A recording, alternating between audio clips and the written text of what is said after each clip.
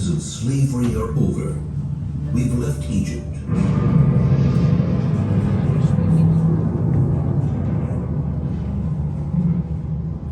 Back at the foot of Mount Sinai, we were commanded for the first time to build a tabernacle. And in fact, after the giving of the Torah at Mount Sinai, the tabernacle was built.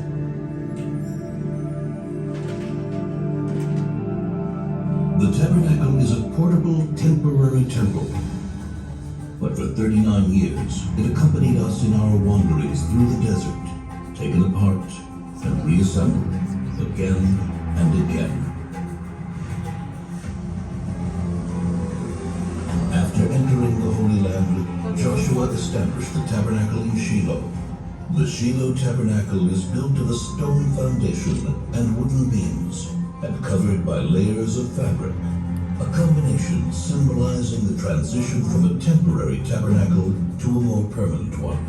Shiloh is to be the dwelling place of the Shekhinah, the divine presence, the holiest site for the Jewish people for 369 years. The tabernacle was comprised of two main parts, the courtyard and the tabernacle tent. The tabernacle courtyard was rectangular, 100 cubits in length by 50 cubits in width, about 50 meters by 25 meters. In the heart of the courtyard stood the altar, made of wood overlaid with copper. On it burned the eternal fire, on which sacrifices, meal offerings, and wine offerings were made every single day.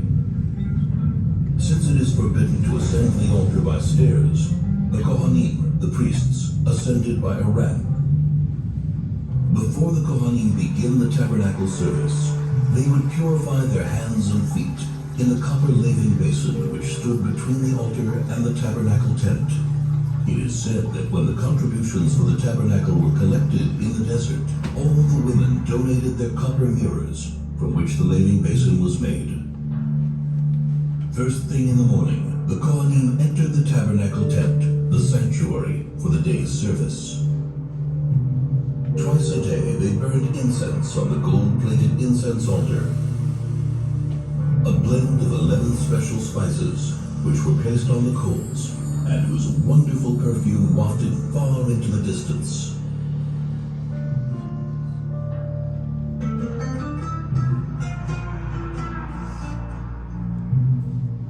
Once a week, 12 special loaves of bread were placed on the golden table, which stood at the north end of the sanctuary. The secret method of preparing the showbread was passed down from father to son. Every evening, the candles of the seven-branched menorah, which stood in the south across from the table, were kindled. The menorah was made of a single piece of solid gold and ornamented with flower-like cups, buds, and blossoms. At the tip of every branch was a receptacle into which pure olive oil was poured.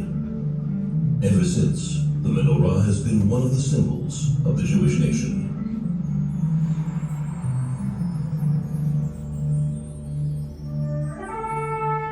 Only once a year, on Yom Kippur, the Kohen Gadol, the high priest, entered the Holy of Holies. In the Holy of Holies stood the Ark of the Covenant, on top of which were the curtain and the two cherubs. The cherubs were in the form of two angels, facing each other, with wings outstretched over the Ark. Inside the Ark were the tablets of the covenant, the first tablets, which were broken by Moses, and the second, unbroken tablets. The tablets and the broken tablets lie inside the ark. This is the place from which God's voice is heard. And I will speak to you from above the ark cover, between the two cherubs, which are above the ark of the covenant. The tabernacle is a place of meeting, where man meets himself, where man meets his brothers and his people, where man meets his Creator. There is much more to it than meets the eye. The clues and secrets hidden in every part of the tabernacle and its vessels are many and lofty. For 369 years, the tabernacle dwelt in Shiloh, until the city was destroyed by the Philistines. It then wandered until Solomon built the temple in Jerusalem.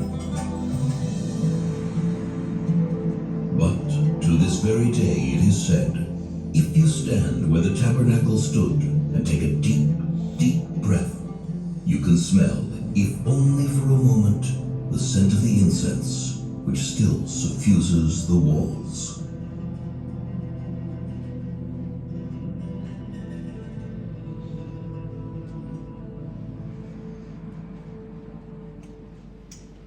Ну как?